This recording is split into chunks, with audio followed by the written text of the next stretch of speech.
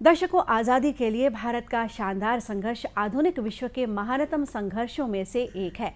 दूरदर्शन समाचार इतिहास की धारा बदलने वालों की झलक रोजाना आपके लिए लेकर आ रहा है।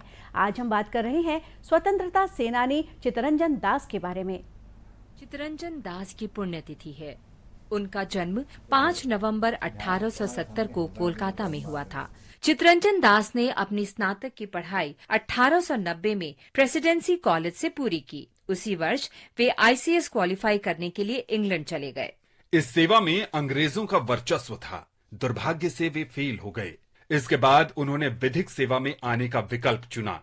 इंग्लैंड में रहते हुए चित्तरंजन दास ने हाउस ऑफ कॉमन्स में दादा भाई नौरोजी की जीत के लिए प्रचार किया। 2 वर्ष बाद वे भारत लौटे और एक बैरिस्टर के रूप में कलकत्ता हाई कोर्ट में प्रैक्टिस शुरू कर दी। एक वकील के रूप में चित्तरंजन दास ने राजनीतिक अपराधों के आरोपी भारतीयों का बचाव किया। वे राजद्रोह के आरोपी ब्रह्मबांधव उपाध्याय और भूपेंद्र नाथ दत्ता जैसे स्वतंत्रता सेनानियों के बचाव पक्ष में उतरे। 1908 में दास को व्यापक श्रेय और ख्याति मिली जब उन्होंने अलीपुर बम कांड में औरबिंदो घोष का सफलतापूर्वक बचाव किया। विपिन चंद्र पाल से उनका बहुत निकट सहयोग रहा।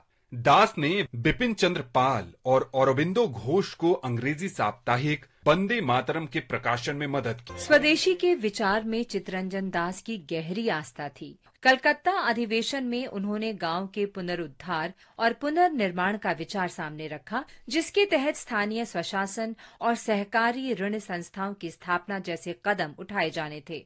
1920 तक दास ने ऐशो आराम का जीवन पूरी तरह से छोड़ दिया और सक्रियता से असहयोग आंदोलन में कूद पड़े। उन्होंने खादी को बढ़ावा दिया। 1921 में आंदोलन में शामिल होने के लिए उन्हें पत्नी और पुत्र के साथ 6 महीने की जेल की सजा हुई। दास ने मोतीलाल नेहरू के साथ मिलकर कांग्रेस में स्वराज पार्टी का गठन किया। इस नवगठित पार्टी का उद्देश्य 1923 में केंद्रीय विधानसभा का चुनाव लड़ना और काउंसिल चैम्बर्स के भीतर सरकार विरोधी गतिविधियों से ब्रिटिश राज को समाप्त करना।